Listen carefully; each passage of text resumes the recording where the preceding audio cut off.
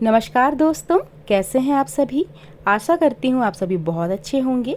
दोस्तों, आज मैं आप लोगों के लिए लेकर आई हूँ महान लेखक मुंशी प्रेमचंद जी की बायोग्राफी और उम्मीद करूँगी कि आप लोगों को भी इनकी बायोग्राफी बहुत अच्छी लगेगी। दोस्तों, अक्सर मैं जब से मुंशी प्रेमचंद जी की कहानियाँ पढ़ रही हूँ, मैं इनसे बहुत ज़्यादा प्रभावित हुई हूँ और आज मैंने सोचा कि मुझे इनके बारे में और ज़्यादा जानना चाहिए और इनके बारे में जितनी भी जानकारियाँ हैं वो आप लोगों के साथ शेयर करनी चाहिए। तो चलिए शुरू करते हैं मुंशी प्रेमचंद जी की बायोग्राफी। कलम का सिपाही, कलम की शान, कलम का जादूगर, कथा सम्राट और उपन्यास सम्राट जैसी अनेक उपाधियों से अलंकृत मुंशी प्रेमचंद का जन्म वाराणसी के निकट लम्ही नामक ग्राम में 31 जुलाई 1881 को हुआ था। उनका वास्तविक नाम धनपत राय श्रीवास्तव था। उनके पिता अजाय बराय डाक खाने में मुंशी के रूप में मामूली सी नौकरी करते थे, जबकि उनकी माता आनंदी देवी एक सामान्य गृहिणी थी। धनपत राय की आयु जब मात्र 8 वर्ष थी तो उनकी माता का स्वर्गवास हो गया था। 15 वर्ष की अल्पायु में धनपत राय का विवाह उनसे अधिक आयु की एक युवती से कर दिया गया। कदाचित यह एक अनमेल विवाह था जिसे ना चाहते हुए भी सामाजिक मर्यादा के लिए उन्हें स्वीकार करना पड़ा। विवाह के लगभग 1 वर्ष बाद ही उनके पिता की मृत्यु हो गई। इस कारण घर का सारा बोझ उन्हें उठाना पड़ा। उस समय उनकी आर्थिक स्थिति अत्यंत दयनीय थी। धनपत राय यानी प्रेमचंद ने प्रारंभिक शिक्षा के तौर पर अपने ही गांव लम्ही के एक छोटे से मदरसे में मौलवी साहब से उर्दू और फारसी का ज्ञान प्राप्त किया। सन 1890 में उन्होंने वाराणसी के क्वीन कॉलेज में एडमिशन लिया और सन 1897 में इसी कॉलेज से दूसरी श्रेणी में मैट्रिक की परीक्षा उत्तीर्ण की। आर्थिक स्थिति अच्छी न होने के कारण उन्हें पढ़ाई छोड़ देनी पड़ी, लेकिन प्रतिकूल परिस्थितियों के बावजूद सन 1919 में उन्होंने स्नातक की परीक्षा उत्तीर्ण की। प्रेमचंद का पत्नी के साथ वैचारिक मतभेद होने के कारण दाम्पत्य जीवन सुखद न रहा। सन 1905 में गृह कलेश होने पर उनकी पत्नी मायके चली गई और फिर लौटकर नहीं आई। प्रेमचंद ने भी पत्नी को लौटा लाने का प्रयास नहीं किया और अंततः इस अध्याय का पटाक्षेप हो गया। प्रेमचंद आर्य समाज से अत्यंत प्रभावित थे और विधवा विवाह का समर्थन करते थे। इसी के प्रभाव में सन 1906 में उन्होंने एक बाल विधवा शिवरानी देवी से विवाह कर लिया। शिवरानी देवी से उनकी 3 संतानें हुई। इनमें 2 बेटे श्रीपत राय और अमृत राय तथा एक बेटी कमला थी। प्रेमचंद ने बिगड़ती घरेलू आर्थिक स्थिति को संभालने के लिए कड़ा संघर्ष किया। उन्होंने सबसे पहले एक वकील के यहाँ उसके बेटे को पढ़ाने के लिए 5 रुपये मासिक वेतन पर नौकरी की। धीरे धीरे वे प्रत्येक विषय में पारंगत हो गए।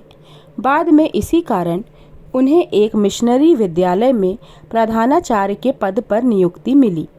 स्नातक परीक्षा पास करने के बाद उन्हें शिक्षा विभाग में इंस्पेक्टर के पद पर नियुक्त किया गया।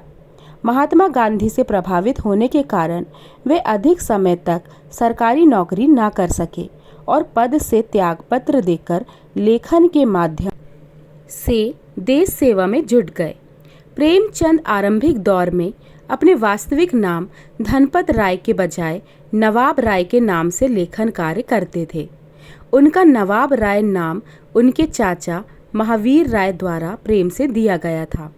यद्यपि उन्होंने मात्र 13 वर्ष की आयु से ही लेखन कार्य आरंभ कर दिया था, तथापि उनके साहित्यिक जीवन का आरंभ सन 1901 से माना जाता है।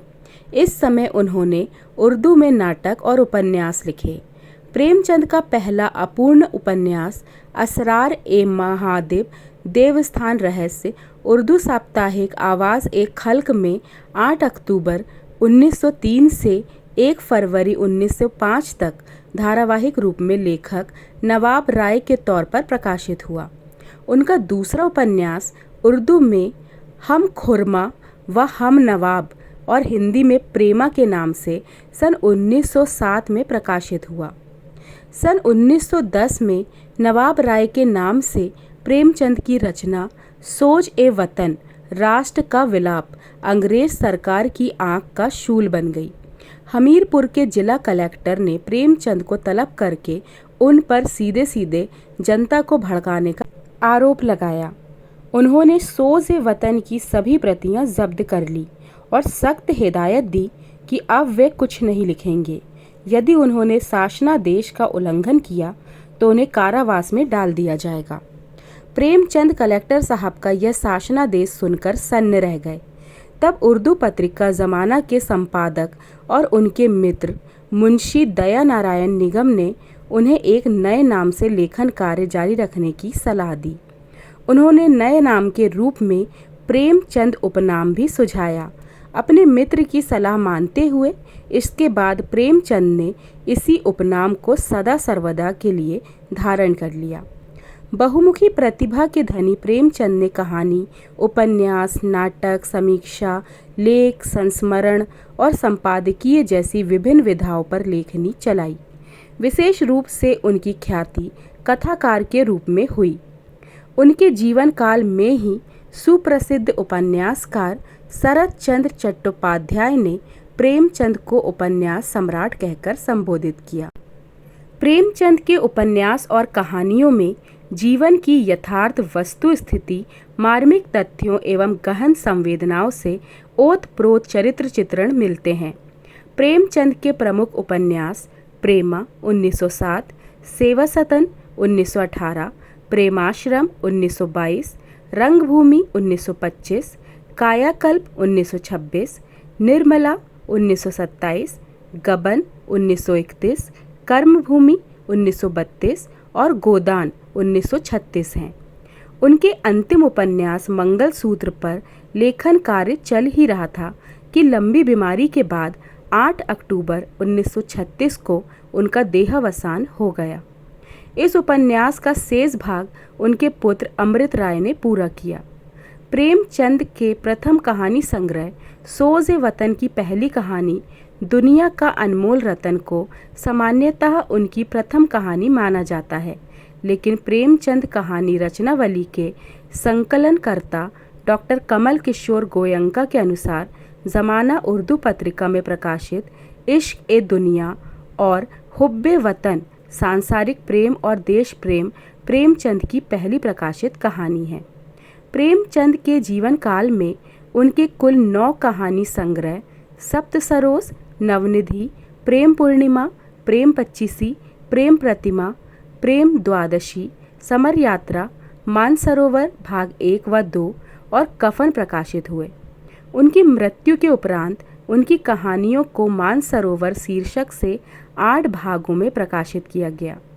प्रेमचंद के नाम के साथ मुंशी संबोधन कब और कैसे जुड़ गया, इस बारे में यह मत दिया जाता है कि प्रेमचंद ने आरंभिक दौर में कुछ समय तक अध्यापन कार्य किया था।